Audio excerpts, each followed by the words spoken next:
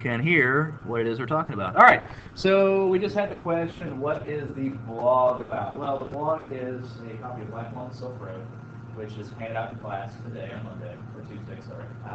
And the question I'm asking is, what were some of the dangers facing travelers on the Silk Road? You'll see that there's quite a few of them.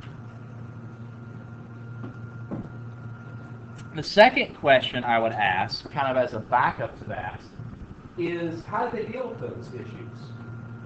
Anytime you have a problem, you've got a solution. So what was their solution to these dangers? How did they get around them? Okie dokie? Right, so here's what we have for the week. Monday was Labor Day. Our terms we're kind of reviewing today are Safavids, Ismail, Shah, Shabazz, and Esfahan.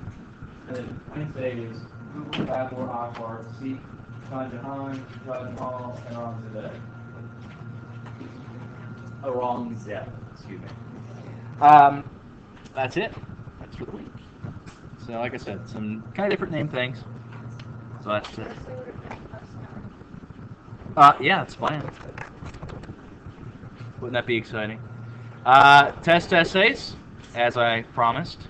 Bring those guys up.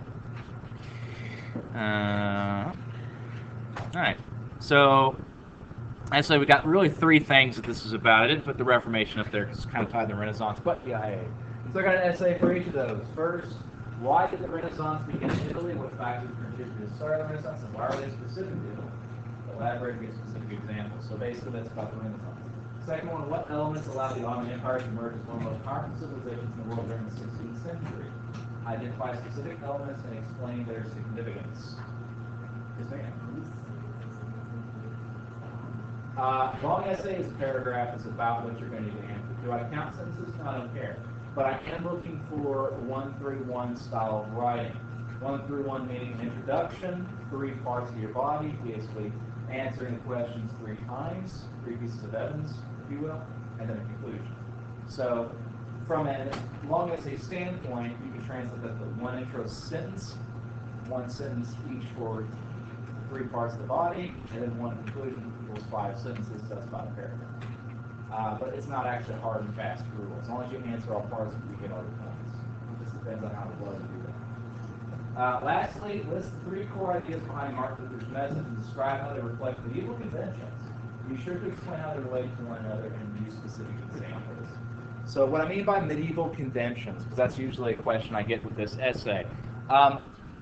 Martin Luther had specific problems he had and he wanted to address. You might recall I talked about there were 3 things specifically that he said, you know, this is what I think are really important about faith. And then I also mentioned how this was in regards to a problem he saw in the Middle Ages. In essence, what was the problem he was trying to fix? Does that make sense? So by medieval convention, I mean, what were the problems that he was dealing with? Okay? All right, so let's put those away. And let's bring up our set of notes for today, the Safavids. Yeah. Sorry? Get a question? Oh, yes. If we correct our first quiz, do we think? Half credit back. Yeah. Yes, ma'am. Are we going to write all 3 essays on the test, or You only have to write 1, but only 2 of those essays are actually going to be on the test. So you should prepare 2, just in case. for the quiz corrections? How does What?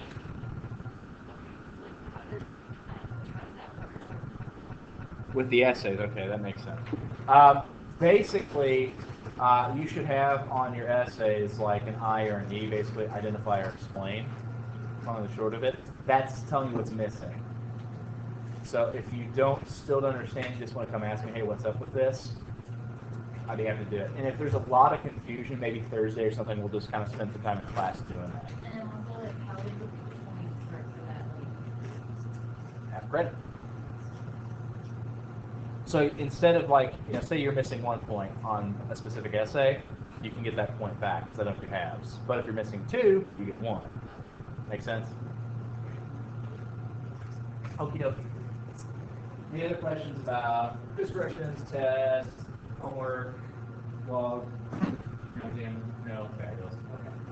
So, the Safavids. First of all, let me begin by talking to you guys about some pretty important theological differences in the Middle East. First of all, number one religion in the Middle East is what? Islam, yes. How many branches of Islam are there? 3.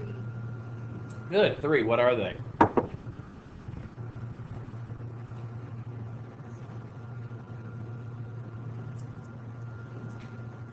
We have, hopefully this doesn't just like do craziness, help the bright stuff.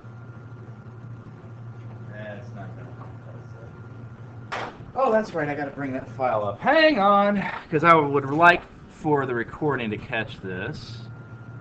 Keep forgetting that for some reason it doesn't load up whenever I turn it on. It's not Notebook. I think it's Control Panel. No, it's Board Tools. That's what it is. It's blinking. All right. The first group are the Sunni. S-U-N-N-I. Hopefully this will do it.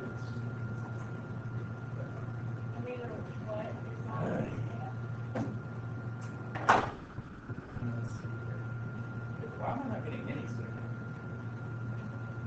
All right, well, let's decide that doesn't want to work. Sorry, folks, at home, you don't get to see this. Oh, hello, there we go. It's just really slow. All right. S-U-N-N-I. Sunni. All right, that's one side. Over here, this side we have Sufi. And down here, we have Shiites. These are the 3 branches of Islam. I did learn this last year. What's in between the 2 eyes? What's that? Oh. Yeah, it's Thanks. apostrophe. Okay, let's talk about what happens.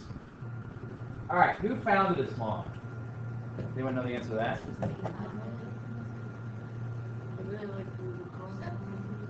Muhammad. And someone's going to be very upset because I'm probably going to spell some of this stuff wrong. Muhammad. Yes. We write this stuff under. You could write on the top of it. You put it in the margins, just stuff you should know. Yes. Muhammad, do you mean Elijah Muhammad? Well, probably Elijah Muhammad is named after Muhammad. Because Muhammad is, as I said, the founder of Islam, and a significant number of Muslims name their kid Muhammad. In fact, Muhammad is like the most common name in the world, secondly by Jesus. So, you're going to see a lot of these. Muhammad Ali, for instance, both of them, or 2. Actually, more than that. And actually, we'll get to Ali here in just a second as well. All right. So, yes. This is why I can actually write decent Arabic, because you do some of this type of stuff. Nah, actually, my Arabic is terrible, but you know. Anyways, so Muhammad is the prophet. Basically what happens, he's a guy who's a merchant, who's hanging out, and he has a vision that God says, hey, people have got stuff wrong, and I'm going to fix it, and you're going to be my prophet. You're going to be my last prophet. I'm not saying it again. Here's the rules. Everyone obey. And so what he did is he basically dictated. You know what dictation is? It's where you just say stuff out loud and someone else writes it down. So God dictated directly through the angel Gabriel the book of the Muslim people, the Quran. Okay? And Muhammad brought this to people and started preaching. And was basically kicked out of this city. That's Mecca. He sent off to Medina. Now, while there, he ends up preaching and starts gathering a following. And this following, in order to rise up against the false gods that are commonly worshipped, basically start a holy war, which is known as the Islamic conquest. So they conquer the holy city of Mecca, which becomes like the capital city, if you will, and spreads it all throughout this whole area. Okay? So Muhammad does not have any sons.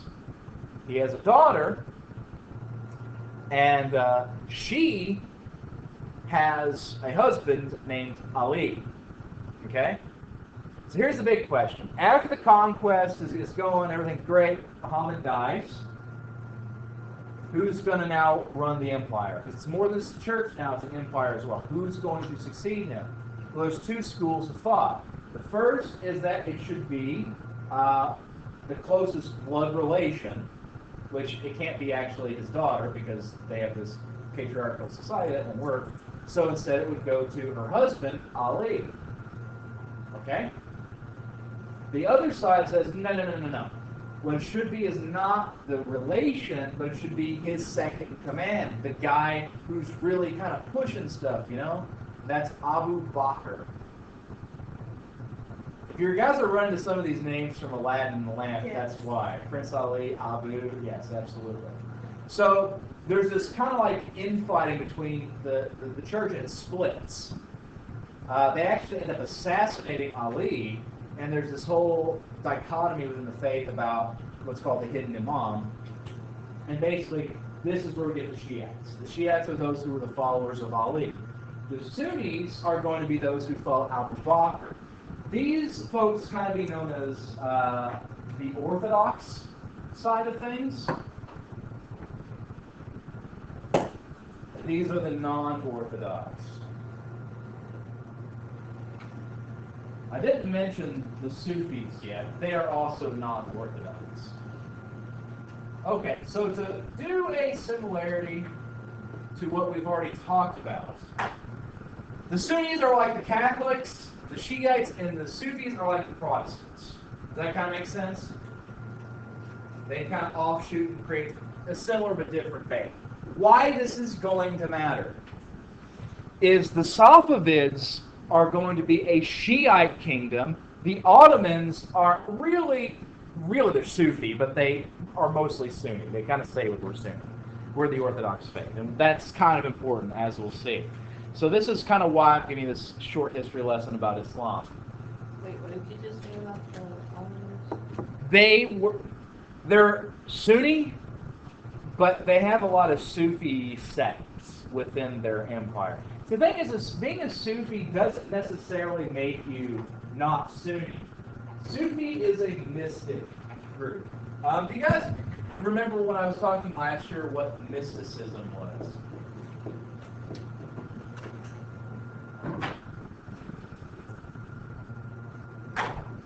Okay, basically here's what it comes down to. How do you meet God? Okay, this is the general method that people tend to talk about. The only way I'm going to meet God the Almighty is by dying, before judgment. Okay, a mystic will say, no. You can meet God right here, right now.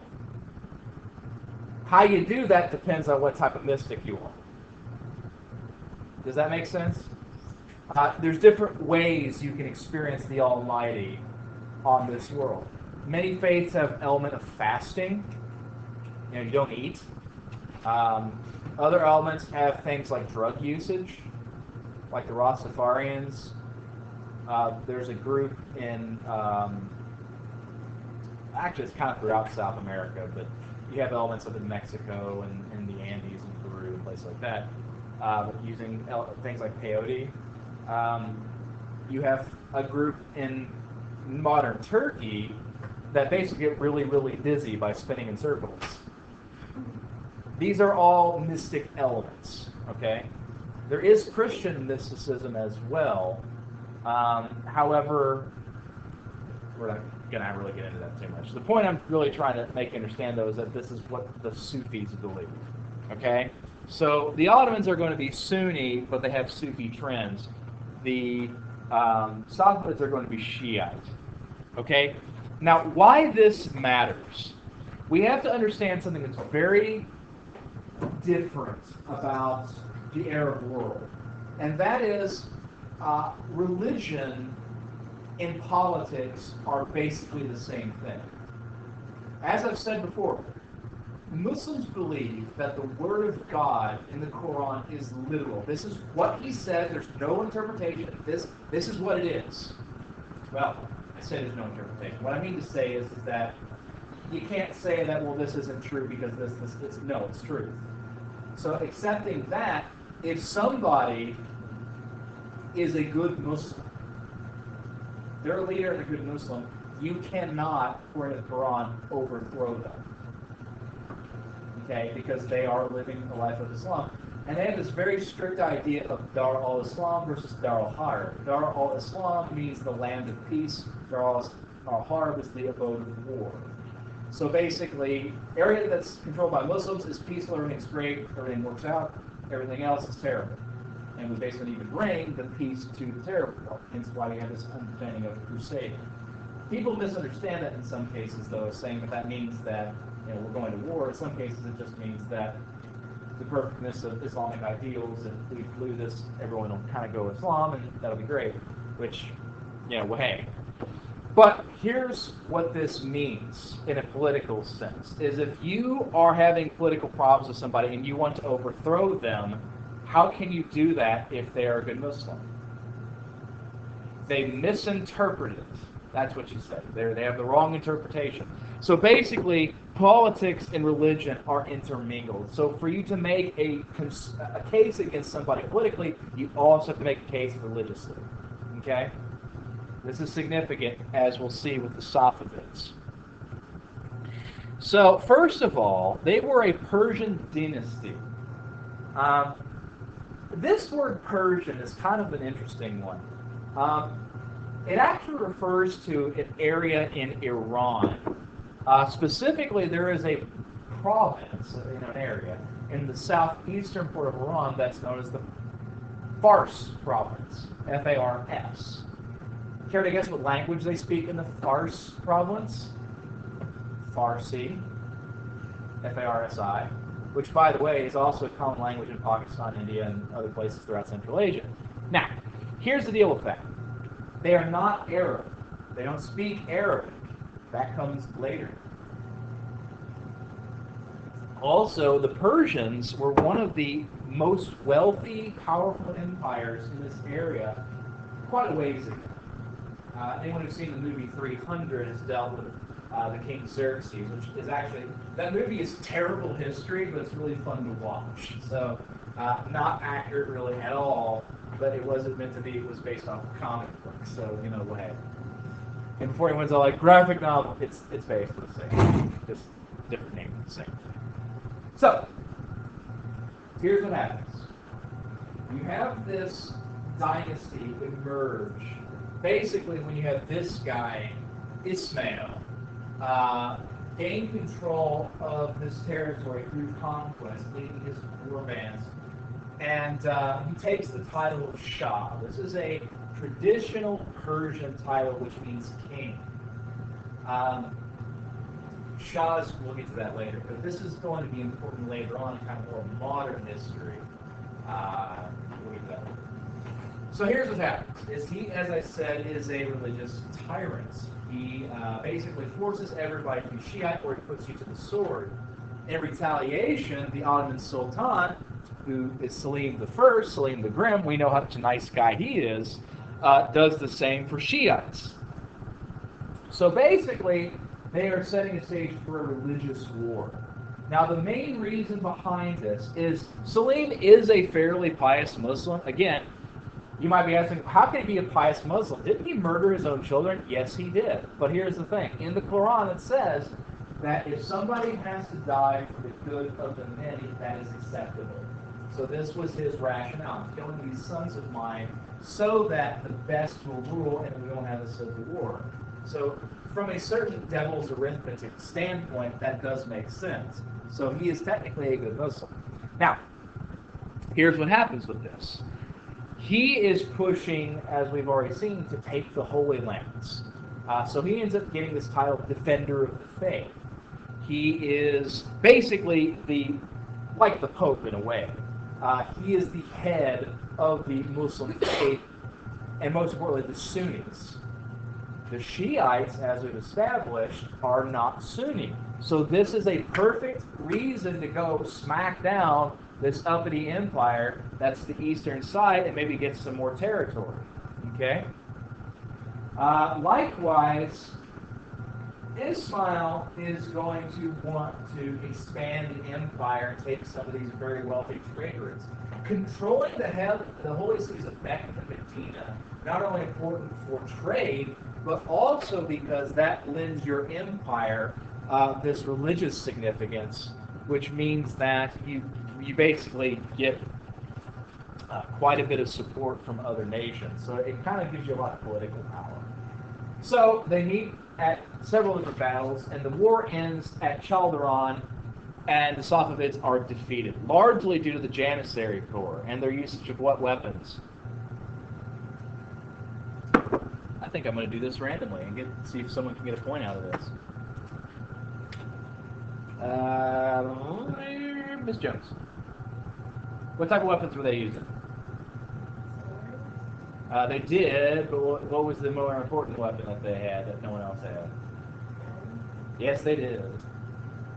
They had firearms. Specifically, cannon. So after this defeat, the Safavids are going to adopt cannons. Okay. In fact, the next Shah of importance, this is basically a rendition of some of these battles. And here's actually one of the things I think is very important about this. You'll notice that you have basically a lot of guys on horseback, you know. So this is actually not the Ottomans. This is them fighting another group. But basically the armies look almost identical. You have these guys riding on horseback with these long curved swords, and they've got these bows and arrows. Okay, this is how Turks and Mongols and many people in Central Asia fought. We start getting to south, things change up a little bit.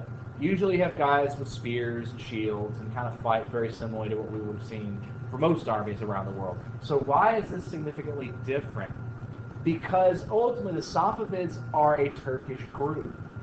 It was founded by this Turkish group that is going to set up sort of a Turco-Mongolic dynasty. Like, if you actually add up all the dynasties in Asia in the 15th, 16th century, most of them are going to be Turkish or Mongol of relation. Pretty much the only ones you don't have are in the east, which is basically China.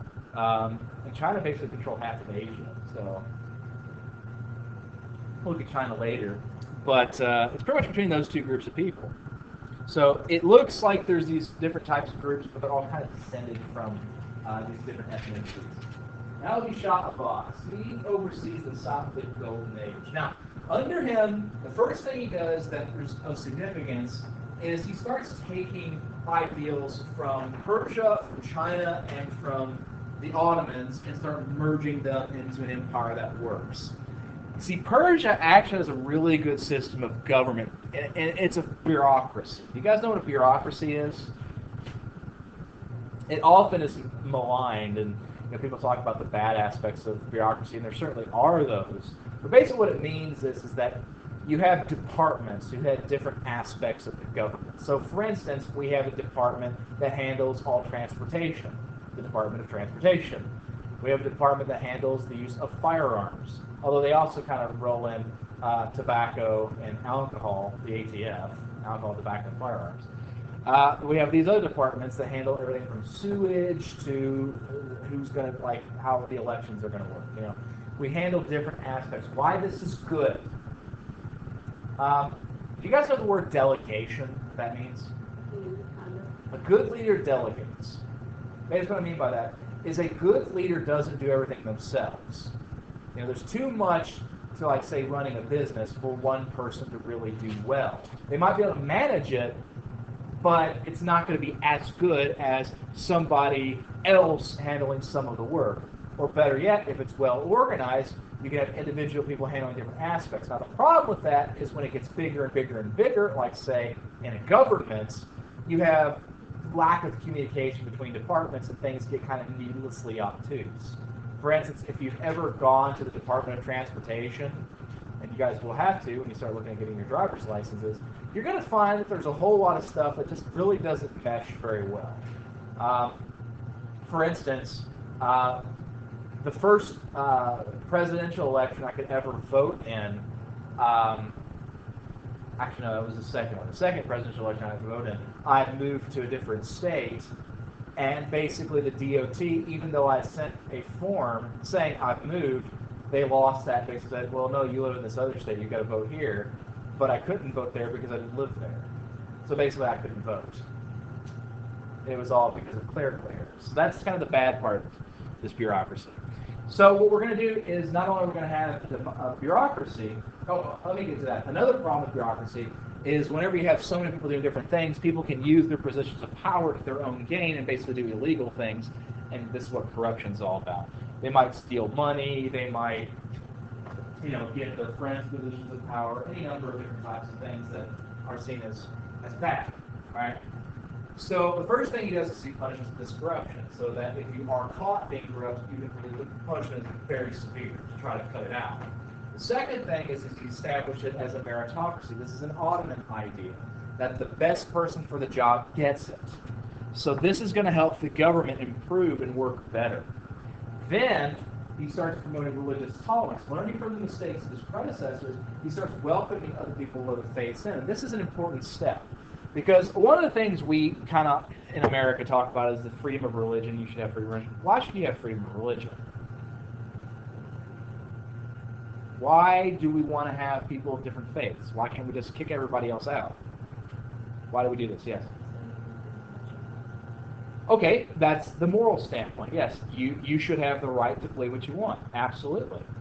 But there's also an important aspect that's not just about morality, it's a good idea. With people of different faiths, you're encouraging people of many different backgrounds who have different strengths to come into your society, your civilization, and bring these different ideas so you can grow from them. You learn from your mistakes, but also from what works for other people, yes? So these aspects, it's sort of like forging. You include different elements together to make a stronger item at the end. So basically, it's sort of the alloy of society, if you will. Anyways, finally he builds the capital city of Esfahan. Now what this is going to do is it's going to encourage this sort of cultural blending, specifically in terms of the arts. In Central Asia, Esfahan becomes one of these big cultural centers. And one of the things you see in the Middle East specifically is an importance in poetry. Music in the Middle East tends to be very, very complex in terms of its layers of tones and vocals and all these different things. And there's a big respect for poets in the Middle East, especially in Arab society. A lot of Arab calligraphy involves the usage of poetry and combining the Arabic script into patterns. So not only is it sound good, it looks good. It's this whole art form. But there's other things that are going to happen here as well. One of the things it talks about is the commercial aspects of art. See, this is one of the things that we have to realize about what art is and what art is not. Art is more than pretty pictures and nice music and things like that. Art is design.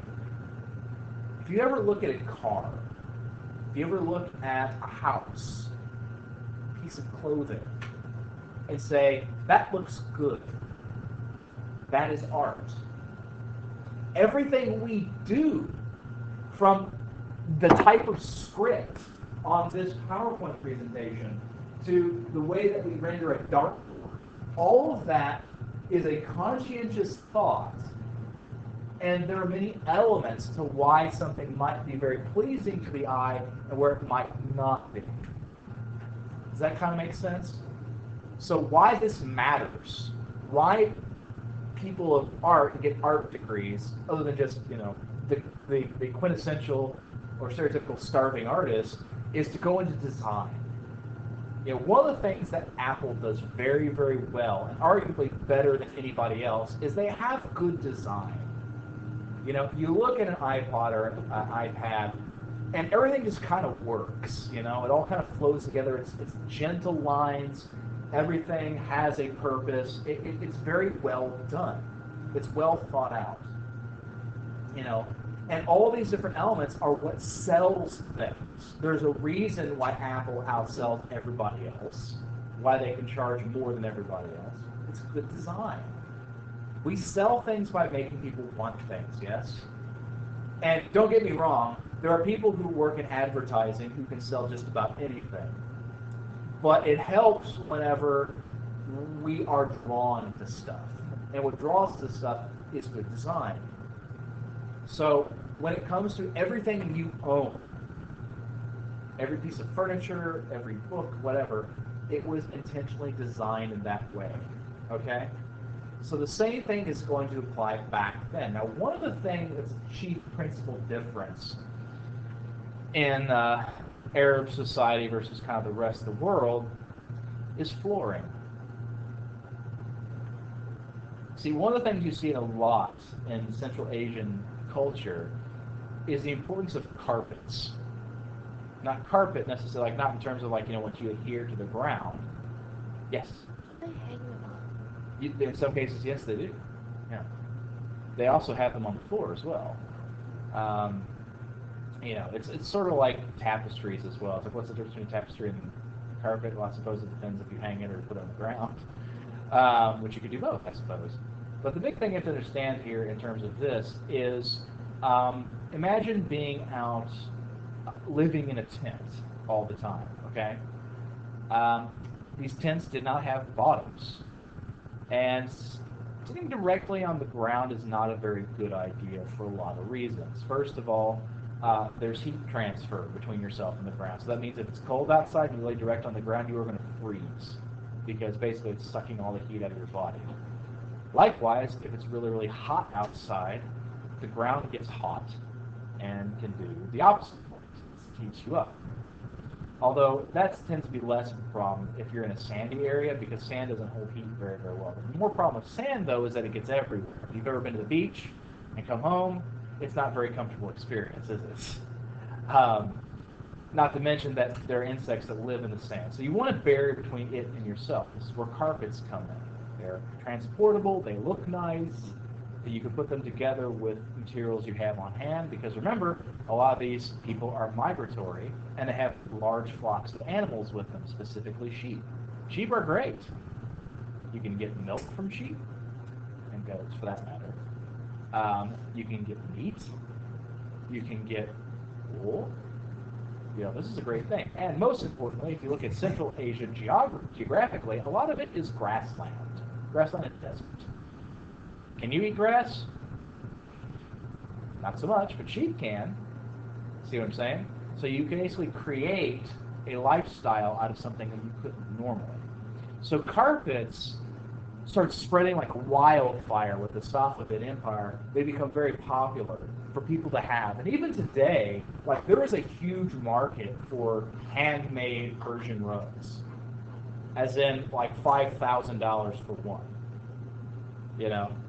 Usually I see them around 1,000 to 2,000, and actually what people tend to do is they like to throw out the term Oriental. Oriental is one of the most ignorant terms in the world because it doesn't mean anything. It's really a Western term meaning East, the East. Usually we break it up between the Middle East and the Orient, but really again that's really, really non-specific. So we don't like to use that term.